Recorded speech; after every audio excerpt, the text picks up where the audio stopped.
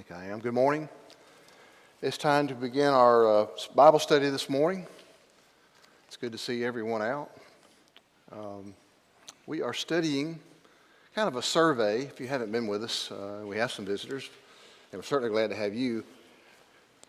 We're studying kind of a survey this quarter that will help prepare us to enter a more detailed study of the entire Bible story, starting with the very beginning all the way to the very end of the story. We'll start that, Lord willing, in November. But we chose to emphasize some things about history and geography of Bible lands, sort of as a preparatory for when we actually study that more detailed study. The Bible seems to presume the reader's understanding of certain places. There are a number of places that are called out, geographical places, different peoples, different nations, different rulers that are mentioned in the Bible. And this is an effort on our part to kind of get a survey of those to kind of help us see and help us remember when we actually study them in more detail with our new quarter. Trent has been teaching last several times. I really enjoyed his perspective. I will not teach with nearly as much knowledge and expertise that he has in terms of some of the things and some of the lands. I really have enjoyed seeing a lot of those. And many of the things I'll show you today are things that he sent me. So I appreciate him. He sent me some things over the last several days, even yesterday, I think, that I've incorporated into our lesson. So, again, where have we been? And if somebody could cut that TV on back there, I'd really appreciate it. That way I can kind of look forward and not have to look back so much. But, we've been emphasizing, we've already started studying our Bible periods, right? And some of the details associated with those periods, the various cycles approach where we go and add details of those periods and things and events that happen during those periods. We've studied a couple of lessons already on geography. We've begun to study the various periods and some of the things that happened during those, some of the lands, Genesis and the patriarchs, Exodus and wandering, conquest and judges, and even our last class was on the United Kingdom. And where are we going? We're going to continue this process. And I'm going to, Lord willing, today talk about the divided kingdom. But to help set our stage a little bit, I want to go back and grab a couple of things that Trent presented.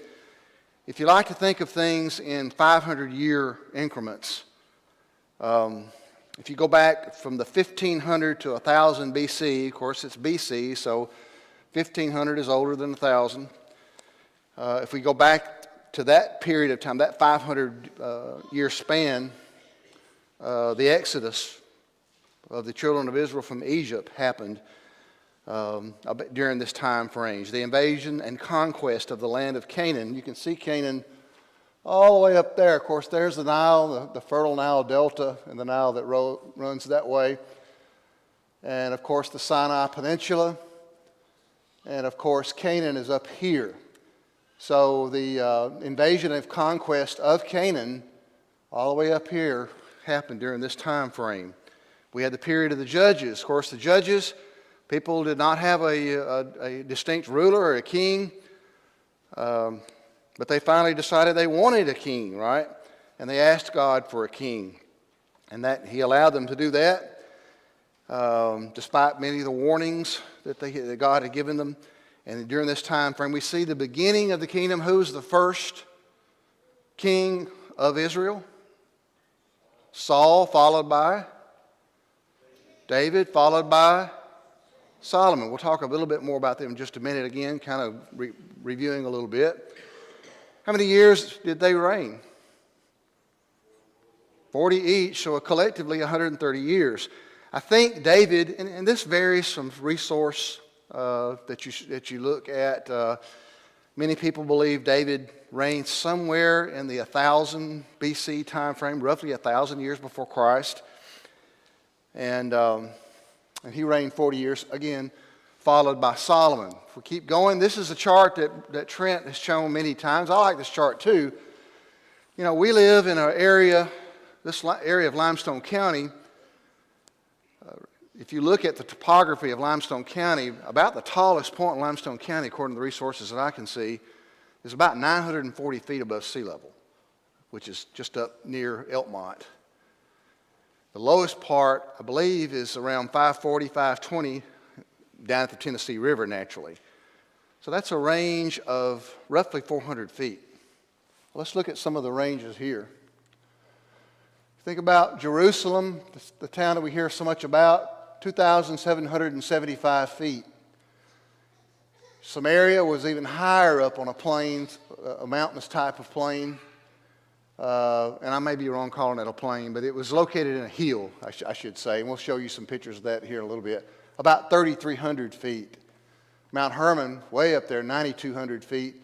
Sea of Galilee, a sea is going to be lower, right? So roughly 700 feet below sea level. The Dead Sea, and some people say it's the lowest point on earth. There are actually a few places that are tied with it or about the same. But roughly 3,000 feet below sea level. So if you're going to go from the area of the Dead Sea or even Jericho, which was actually well below, in the range of 1,000 feet below sea level, and you were going to go to Jerusalem, which direction would you be going? Up. And we hear that expressed a lot. And I like to think of this. In our limited world of where we live, we don't know anything about traveling up and down. And they didn't have cars to do it either. They had to walk.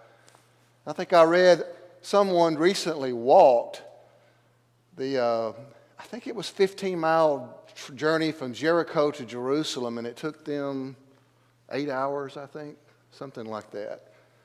And you would be going way up to do that. Of course, Mount Nebo on the other side of the Jordan, 2,654 feet. So just some of the pictures that we've seen already, we get a sense for this was a very mountainous area. It would be a difficult area, and you wouldn't just decide, I'm going to go from Jerusalem to Mount Hermon. It's not going to be a direct route. There are a lot of trade routes that actually ran a little further over here and over this way.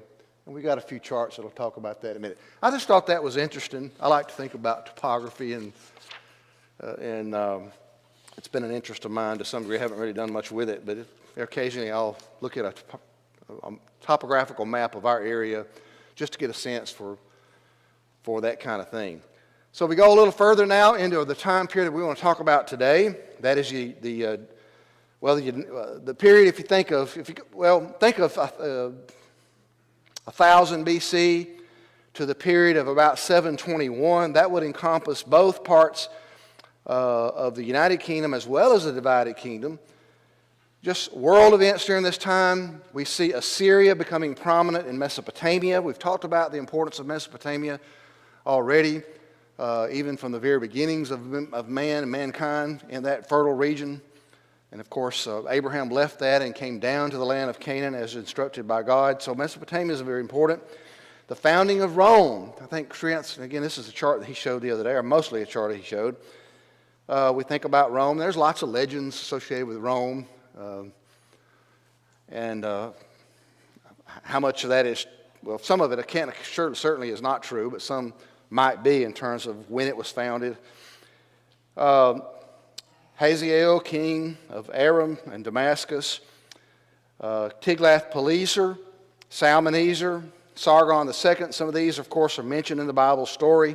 They would have become prominent kings during this time frame as well. So if you look, this is actually looking a little forward. This has already got the division of Israel and Judah. We'll talk about that a little bit more in a minute. Again, here's the Way of the Sea, which was a trade route that rolled all the way along the coastline and then up. And then on the other side, this was the King's Highway. Again, that map we showed a few minutes ago might give you a sense for why these routes were located where they were. Because you're not going to put a route and have to traverse these incredibly big mountains and make these large distances. You were going to pick a better way. Well, let's again think a little bit about the kingdoms of David and Solomon. that helps kind of set the stage of where we go with the divided kingdom. When you think of David's reign, what do you think of? In terms of his military conquest. Would you agree that it was very much categorized by a lot of war and battle with other nations? Certainly it was. Successful wars, right? And he actually was able to conquer an area. As you can see in the orange-colored area here, this is the area that was occupied by Israelites, people of Israel. But you can see this surrounding area that includes Edom and Moab, Ammon, Syria. Those areas were actually conquered by David. So the sphere of Israel, in terms of its influence and its oversight, actually included these other areas during the time of David. So David was indeed very successful. He was so successful that when it came time to build a temple, what did God say? No, he wanted to build a temple for God, but God refused to allow him to do that because he had shed much blood, right? Well, I've read, I think it was in our text that we're using, or kind of using as a reference, that when David became king, the square mileage of the empire was about 6,000 square miles. By the time that he ended his reign, it was about 60,000. So again, he was a very successful king in terms of his military conquest. But David certainly was not a perfect man and made many mistakes, but one particular mistake was more consequential, you might say. What was that? Sin with Bathsheba, certainly. And that resulted in internal turmoil, even from within his own family, Absalom. And he had actually had to vacate his temple, his palace, right? His capital city, because of this. Again, this turmoil began because of that sin that night. The decision that he made, one decision had this much impact in his life. In fact, God told him the sword will never depart as a result of this sin. Well, I already showed you my answer there. When you think of Solomon, what do you think of Solomon's reign? You were quick with your eyes, you saw it. Yeah, relative peace, right? It was a peacetime. And in fact, if you look even further up here, he actually controlled even further than his father David, all the way up to the Euphrates River and over as well to Hamath. So that area was controlled by by Solomon. Well, what was the big thing that caused Solomon problems? Yeah, the influence of his wives. One way that Solomon appeared to maintain peace was that he made alliances with other nations, and sometimes that involved the taking of wives of these foreign nations. The very thing God had warned them not to do is what he did. He accumulated wives, and these wives had a very bad influence on him, even to the point that he would build places of worship for foreign gods. I think it even says he went in with some of his wives in doing that. And, of course, the influence of his foreign wives led to his unfaithfulness. And what did God decide to do as a result of that? Split the kingdom. And how was that split made? 10-2, exactly. Jeroboam, eventually, we'll talk about him in a minute. Jeroboam becomes king over the northern part, again with 10 tribes, and of course 2 tribes to the south, primarily influenced by Judah. So God predetermined that would be the thing that would happen as a result of Solomon's sin. Well, we go a little further here now. Really, the glory of Israel ceased after Solomon died. And who was the next king? Rehoboam, the son of Solomon, Rehoboam. Well, rivalry and division to some degree had existed among the tribes. There are little hints of that we see from things that are mentioned in the Bible story. But there was one particular event that happened that really drove the wedge between the two kingdoms, or between the tribes, and helped facilitate this split. What was that? Some came to Rehoboam wanted to make their load lighter, and he got advice from the wrong people. All right. Instead told them to be tougher for them, so they found somebody else to follow. All right, you hit exactly what I was thinking of.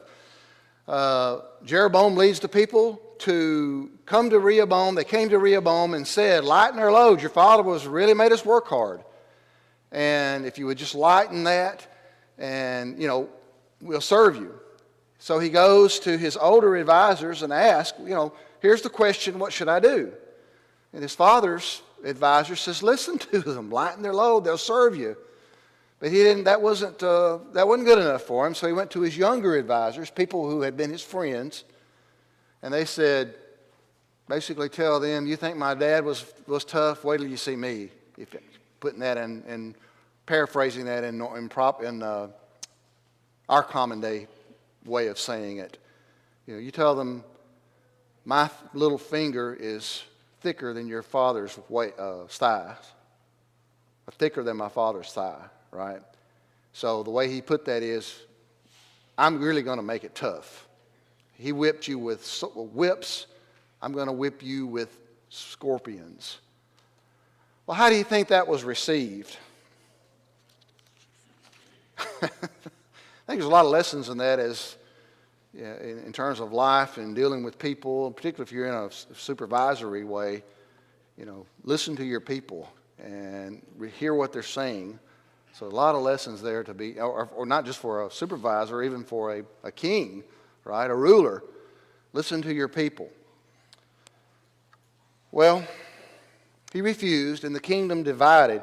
Of course, Jeroboam had already been prophesied as one that was going to be a ruler over Israel. So Jeroboam rules the northern 10 tribes, which became known as Israel, and Rehoboam ruled Judah and Simeon, and many of the Levites also joined in with Judah as well.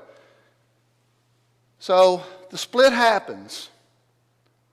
And what did Jeroboam, who is now the new king of Israel, what was his big concern? Yeah, they're going to go down there because what was he particularly concerned about? Them going down to do what? Yeah, where was the temple? It was in Jerusalem. Where's Jerusalem? In Judah. So if you're living in what is now known the land of Israel, but you still have the responsibility to worship, and maybe hopefully the desire to worship, you've got to go into Judah. So his concern is this, and I've got a chart here. This is a quote from 1 Kings 12, verses 27 through 30.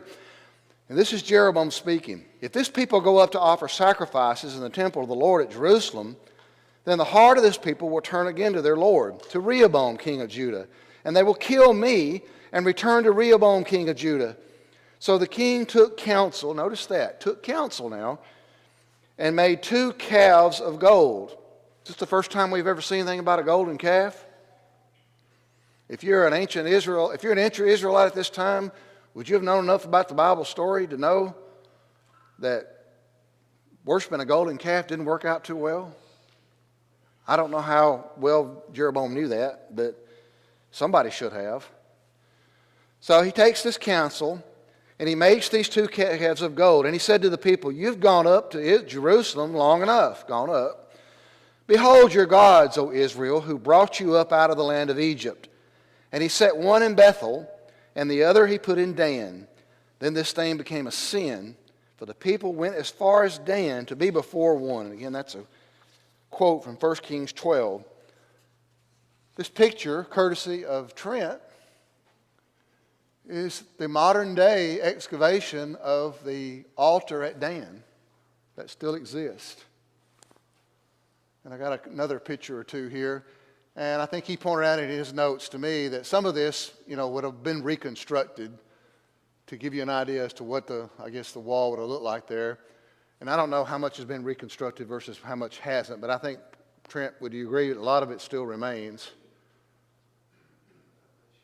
Foundation would still remain. So it's really interesting to see that this place did exist, and not that we ever doubted that. The Bible talks about real people and real places. That is a distinguishing characteristic that separates the Bible from other religious texts. It can be verified in many ways. So you see this. This is at Dan. I think I've got another picture here, I believe. No, we've got a video here. So we're going to play a video, and you'll have to stop it here when I holler stop. Hopefully you'll be able to hear this. Again, this is a video that's courtesy of what Trent has sent me. I don't hear anything.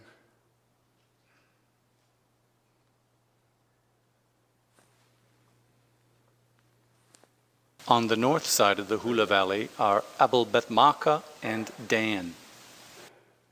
The city of Dan was conquered by the tribe of Dan in the days of the judges.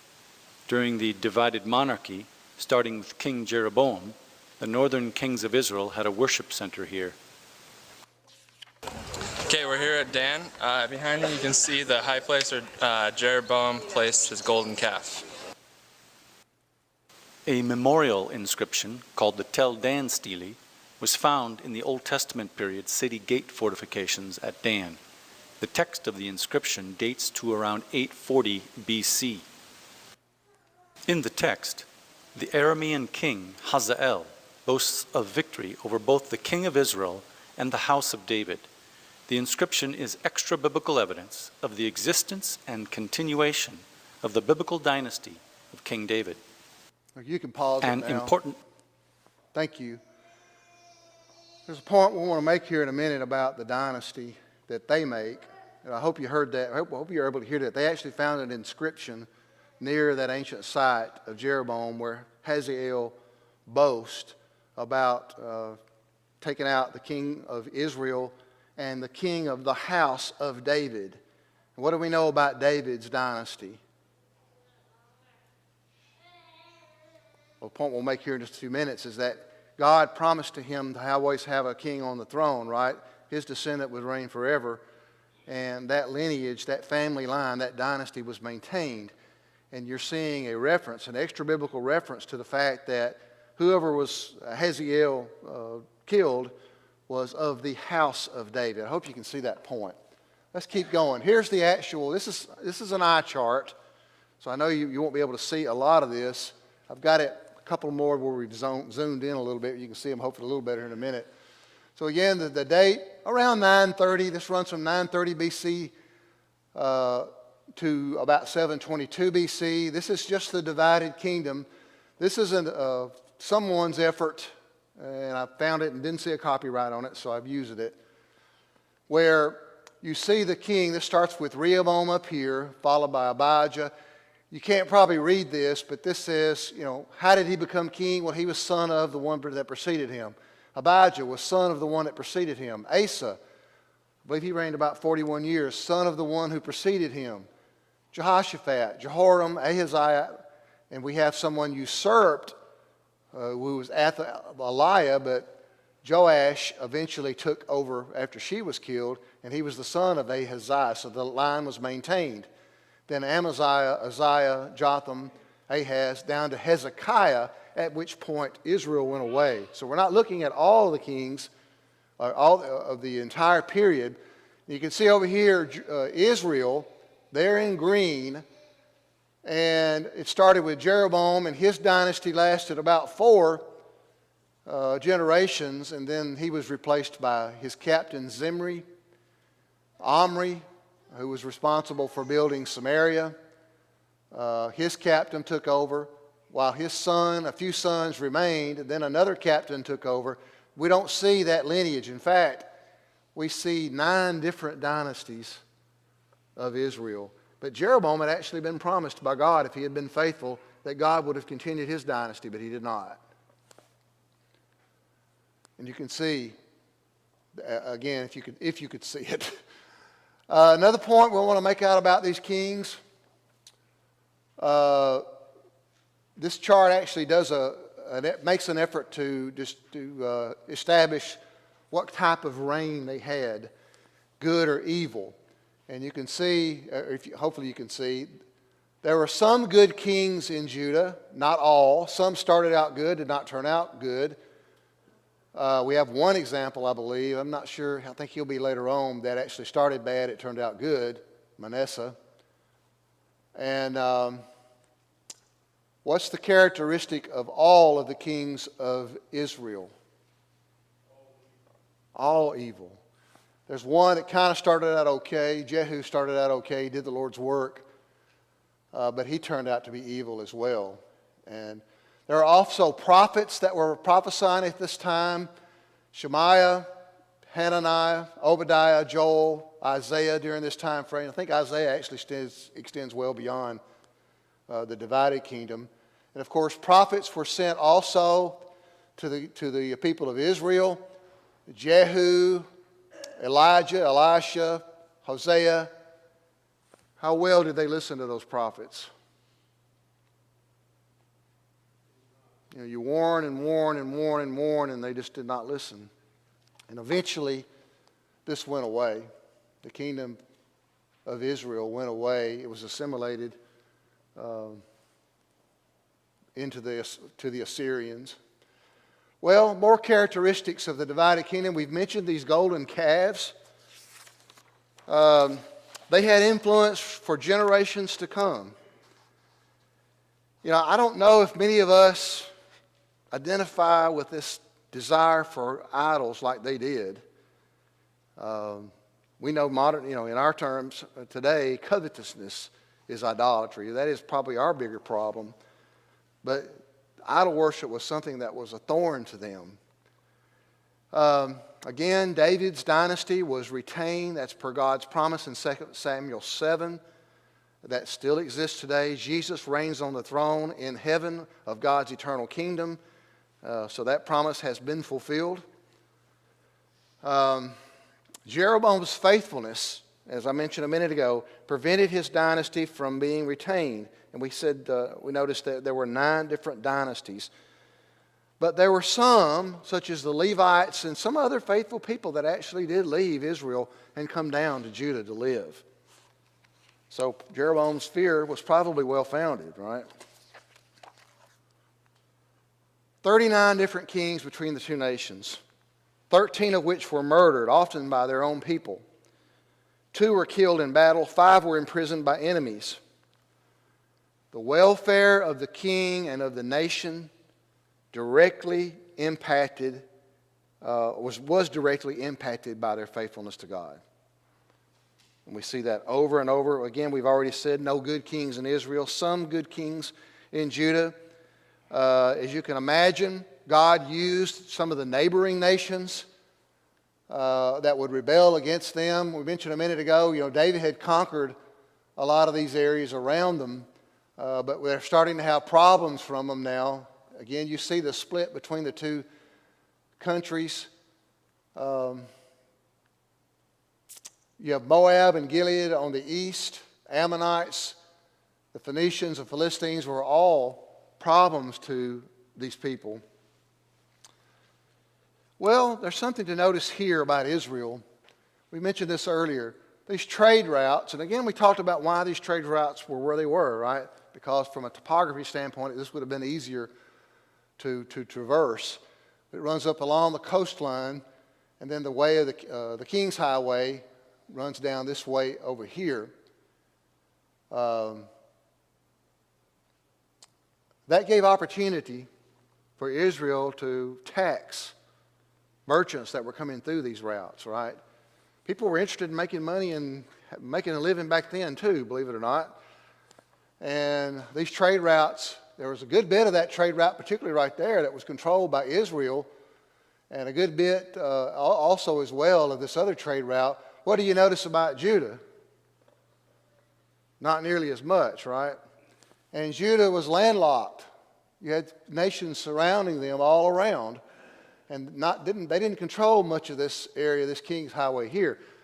So as a result of that, it's been noted that Israel really had more financial prosperity than Judah. You might think, well, that's a bad thing, but What happens sometimes when financial prosperity? What do people tend to do? They forget God.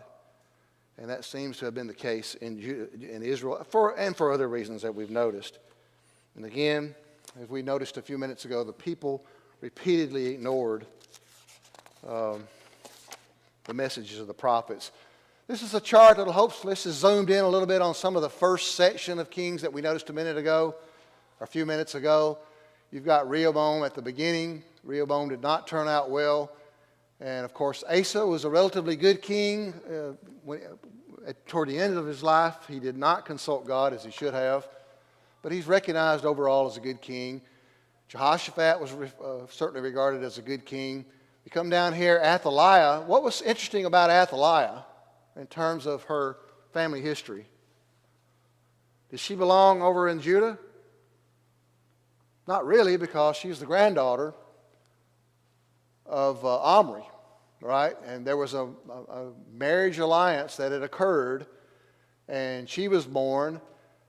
And when she married into the family line of, and in my mind, I can't remember it, but she became queen. She usurped authority for a while, even though she was really belonged to Israel.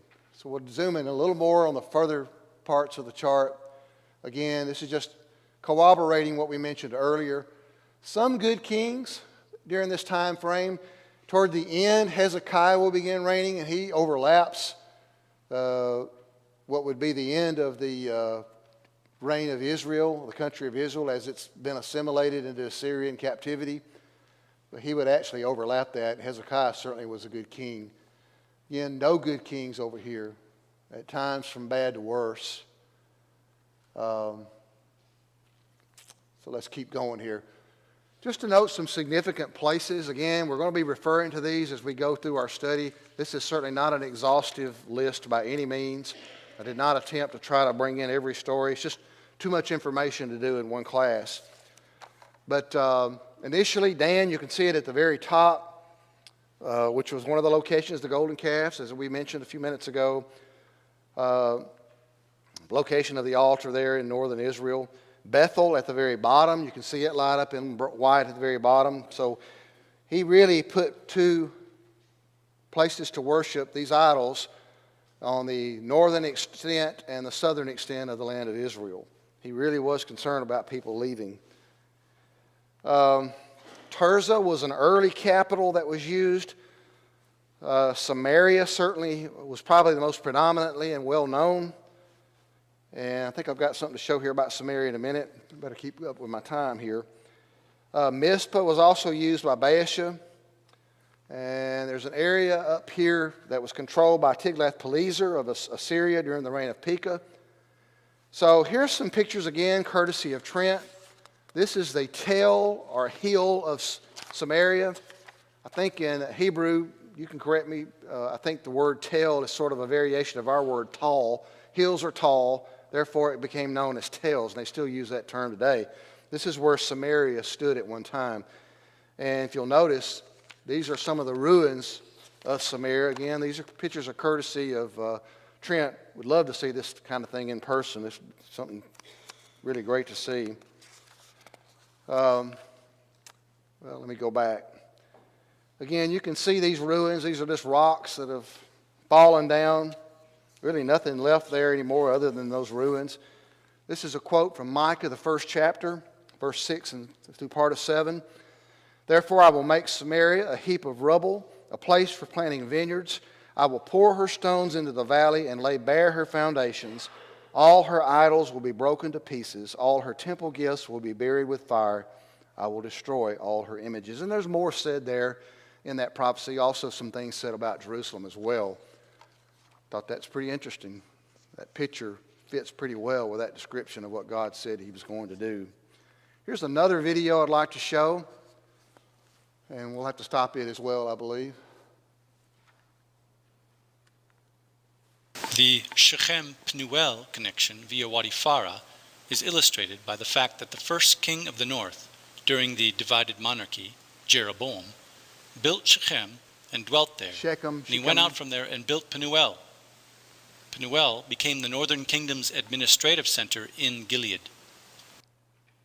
During the divided monarchy, the northern kingdom was called Israel, while the descendants of David ruled over the southern kingdom of Judah. The northern kingdom lasted 210 years, but none of its kings followed the Lord. Back on map 1-7. I think that's good enough there.